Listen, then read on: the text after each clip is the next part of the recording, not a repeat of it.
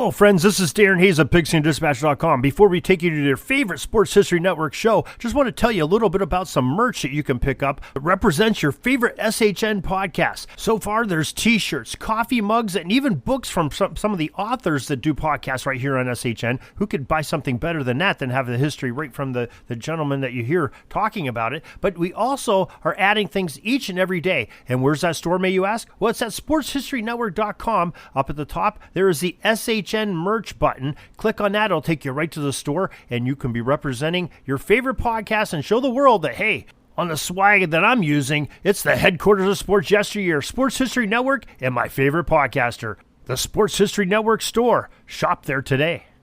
Now it's time to take a sports break, a look at sports history on a daily basis.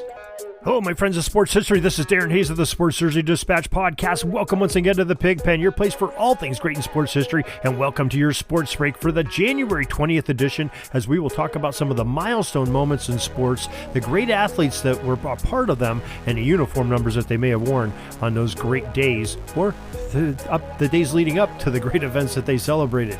Now, before we get to that, let's make sure you're aware we are on Twitter, and we would love to have you follow us. Our Twitter handle is at Pigskin Dispatch. It's Pigpen Sports will pop up on there, and we talk and follow a lot of different great events, not only in the realm of football, but a lot in sports history, especially pertaining to uniform numbers and gear that the players may have worn in the major sports of the world. So we hope that you'll join us there and follow us on Twitter. Now, those uniform numbers we'll talk about today are 82, 99, 13, 19, 5, 9, number 1, 12, 16, 20, 66, and 77. We're going to get this party started back in 1950 on the 20th of January, and a man named Leon Hart, who was number 82 from the University of Notre Dame, ended up becoming the first pick of the Detroit Lions in the 1950 NFL Draft.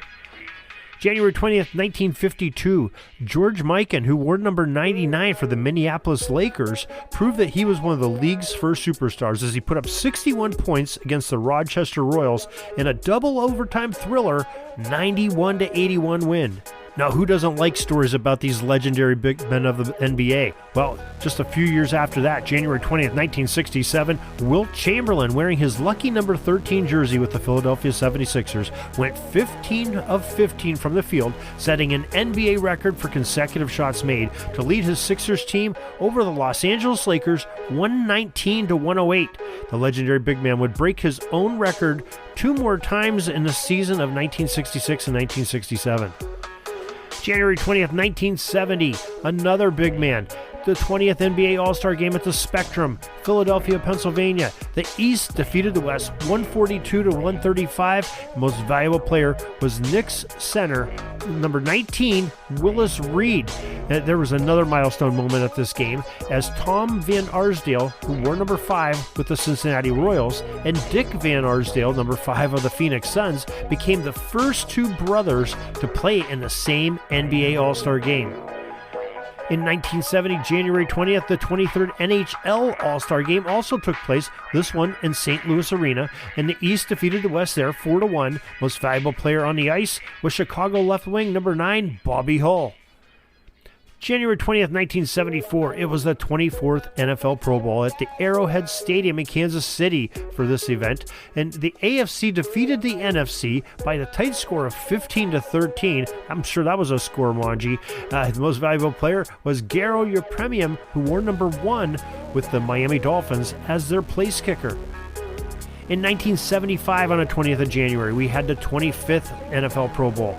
It was at Miami's Orange Bowl, and this time the NFC defeated the AFC by the score of 17-10. Most valuable player in the game was LA Rams quarterback number 12, James Harris. In 1976, on January 20th, it was the 29th NHL All-Star Game at the Spectrum in Philadelphia. The Wales Conference defeated the Campbell Conference 7-5. Most valuable player of the game was Montreal center number 20, Peter Malkovich. On January 20th, 1980, the original TB12, number 12 quarterback Terry Bradshaw led his Pittsburgh Steelers teammates to a record 4 Super Bowl victory as the Pittsburgh Steelers overcame the LA Rams in Super Bowl number 14, 31-19, at the Rose Bowl in Pasadena, California. January 20th, 1985, it was the San Francisco 49ers star quarterback wearing number 16, a guy named Joe Montana, that was selected as the MVP of the Super Bowl 19 as the Niners triumphed over Dan Marino and the Miami Dolphins by the score of 38-16 at Stanford Stadium. January 20th, 1989, Pittsburgh Penguins center number 66, Mario Lemieux, became just the second player in National Hockey League history to score 50 goals in less than 50 games. Number 50 in the 44th game as the Penguins lost 7-3 to the Winnipeg Jets in Winnipeg. And finally, 1996 was the year. On January 20th, the 46th NHL All-Star Game took place at the Fleet Center in Boston, Mass. The East defeated the West 5-4. Most valuable player honors went to Boston Bruins defenseman number 77, Ray Bourque. And that is your sports history for January 20th. Some little bit of uniform history with the sports break with this great day of January 20th. So many things happening on the NHL, in football, and on the hardwoods of the NBA. And we are sure glad that you were able to join us for it. And hope you'll join us each and every day for some more great sports history. In the meantime, you can join us and our friends at sportshistorynetwork.com, pigskindispatch.com, and of course, the home website of this very podcast, jerseydispatch.com, your home for everything in sports jerseys. So till tomorrow, everybody, have a great sports history day. This penalty kill is almost over. I got to get back out on the ice. But thanks again for joining us for another great edition of Sports Jersey Dispatch Podcast. We'll see you tomorrow. We invite you to check out our websites, jerseydispatch.com and pigskindispatch.com. Not only see the daily sports history, but to experience the preservation of great events and people that play the games. Find us on Pigskin Dispatch. It's also on social media outlets of Facebook, Twitter, Instagram, and don't forget the Pigskin Dispatch YouTube channel. You get all your daily sports history. Pigskin Dispatch is happy to be associated with the Sports History Network, the sports headquarters of yesteryear, found at sportshistorynetwork.com.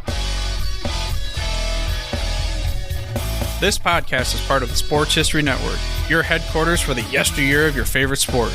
You can learn more at sportshistorynetwork.com.